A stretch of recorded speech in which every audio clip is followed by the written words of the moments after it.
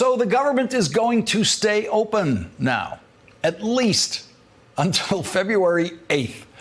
The president has just tonight signed the bill passed by the Senate and the House today to continue government funding until February 8th. A bill that also reauthorizes the CHIP program for 6 years. On Friday night at midnight, the federal government went into shutdown because the majority leader of the United States Senate made no attempt to pass a bill that could have kept the government open. No attempt to realistically try to get the votes to pass a bill. And instead, the majority leader asked for a vote on a bill that he knew would lose. The Republican leader, Mitch McConnell, asked for a vote on a bill that he knew four of his Republicans were going to vote against. They told him that ahead of time. And they were going to vote against it mostly out of disgust with the way their own party approached this legislation. And so we got the first shutdown in history of a government completely controlled by one party. And then that party spent the weekend lying about what happened.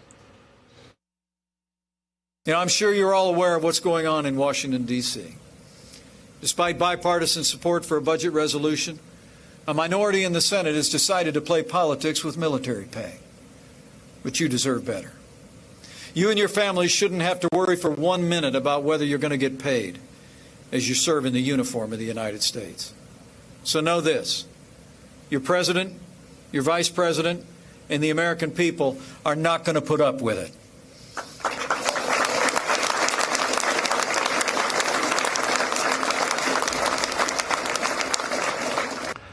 A minority in the Senate has decided to play politics with military pay. The vice president of the United States traveled halfway around the world to tell that lie, which is a lie if he's talking about the Democrats. The president and the vice president and the Republican Senate majority leader not only put up with that, put up with the government shutdown in which the military would not get paid, they actually made it happen. The Democratic leader of the Senate, Chuck Schumer, came up with a brilliant maneuver on the floor of the Senate right after the big vote that shut down the government. It was a little noticed maneuver at the time, and it was something that most Senate watchers have never seen. It probably seemed like a violation of Senate rules, even to people who have been watching the Senate for a long time, even for people who work in the Senate. Senator Claire McCaskill, who had voted in support of Mitch McConnell's bill to keep the government running until February 16th and to reauthorize the CHIP program for 6 years, rose to speak after the big vote was over. Senator McCaskill didn't have any real competition on the floor seeking the right to speak at that moment. That's not the time when most people even want to bother to speak. It was the kind of moment when it seems like you don't have to pay any attention. You know, like a baseball player stopping for a second to stand in the batter's box on the way off the field after the big game is over. When senators speak at moments like that, it's usually just to add a few ignorable words to the congressional record justifying their position. But to my shock and amazement, Claire McCaskill did much, much more than that. Senate watchers instantly recognized that this was something she could not have done on her own. This was something planned by Chuck Schumer and the minority leader's staff. The minority leader's staff actually would have had to write what she said, some of what she said, and make sure that that was going to take place right after the big vote, when no one expected anything else to happen.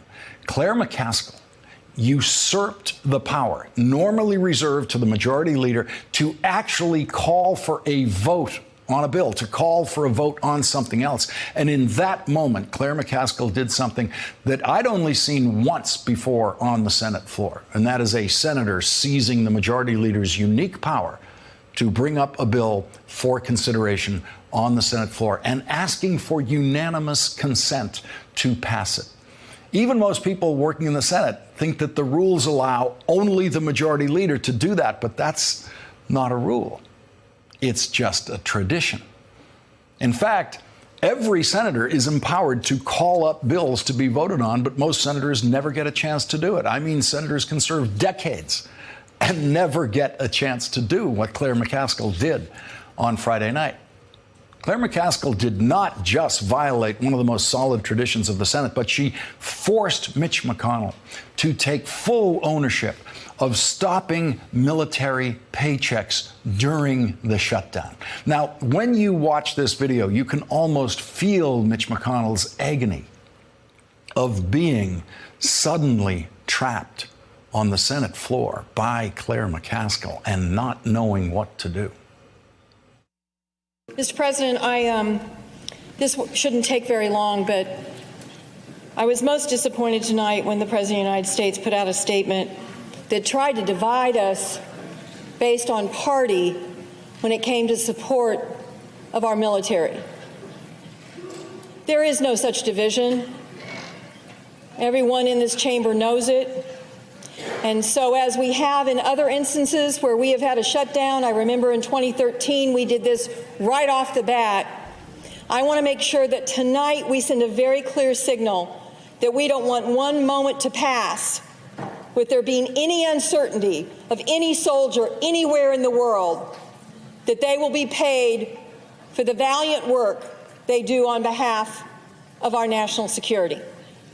I ask unanimous consent that the Senate proceed to the immediate consideration of calendar number 36, H.R. 1301, that the amendment at the desk providing for continuing appropriations for pay and death benefits for members of the armed services be considered and agreed to, the bill as amended be considered read a third time and passed, and the motions to reconsider be considered made and laid upon the table with no intervening action or debate. Is there objection? Mr. President, reserving the right to object. We passed similar legislation during the government shutdown back in 2013. My hope is that we can restore funding for the entire government before this becomes necessary. I'm going to object for tonight, but we'll discuss again tomorrow. Therefore, I object. Okay, this might be revealing too much about myself, but that was much more dramatic for me to watch than anything that happened in the Patriots game yesterday. That was the stuff of drama on the Senate floor. Mitch McConnell was cornered, and Mitch McConnell did not discuss it again tomorrow, as he promised. Did not bring it up again. Mitch McConnell knew in that moment, when he personally objected to making sure that military paychecks would continue to be delivered during the shutdown, that he personally was deciding to take Republican ownership of stopping military paychecks. The Democrats were unanimously ready to vote for the continuation of military paychecks, and Mitch McConnell said, I object. Mitch McConnell was counting on most of the news media missing that moment on the Senate floor, or not understanding its significance, or just forgetting about it as soon as Donald Trump started tweeting things like this the next morning. Democrats are holding our military hostage over their desire to have unchecked illegal immigration. Can't let that happen. That was the lie that Republicans of all ranks, from the president on down, were trying to tell all weekend, because Democrats are not much inclined to stick to a short list of clear talking points and repeat them endlessly. Many in the news media never actually recognized that Mitch McConnell personally prevented the continuation of military paychecks during the shutdown, something that Democrats should have been saying all weekend as a tactic that they had laid down and were ready to use. But Missouri voters are going to hear about it. They're going to hear about that this year, and that's why Chuck Schumer gave that moment to Claire McCaskill. She's going to need that in her Senate reelection campaign this year in Missouri. Chuck Schumer did the same thing for two other Democrats up for reelection this year after Claire McCaskill's big moment. Bill Nelson of Florida asked for unanimous consent on extending the government funding for just one more day. Just a last-ditch effort just to keep the government open for one more day, to make sure the lights didn't get turned off at midnight. And that very familiar voice of Mitch McConnell was once again forced to say, I object.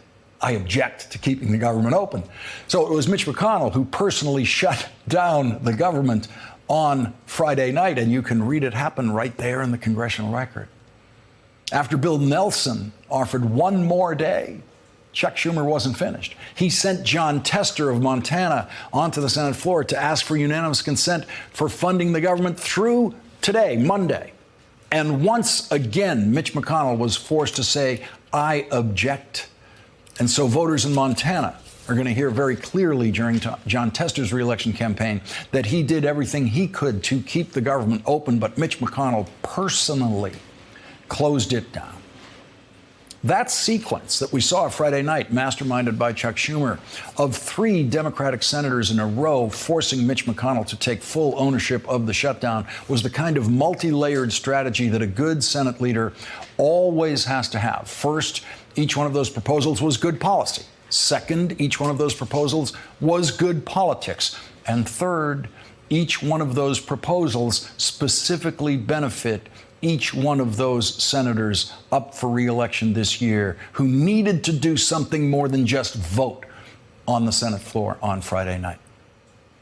Mitch McConnell didn't provide a moment like that for any Republicans up for re-election this year. No Republican got to stand up on the Senate floor as the champion of the troops and ask for unanimous consent that the government continued to deliver military paychecks during the shutdown.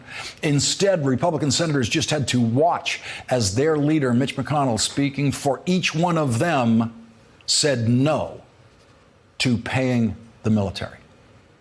After the shutdown, Mitch McConnell offered a compromise to the Senate, changing only one thing in the bill that failed on Friday night. And that thing is the date on which the government will next run out of money.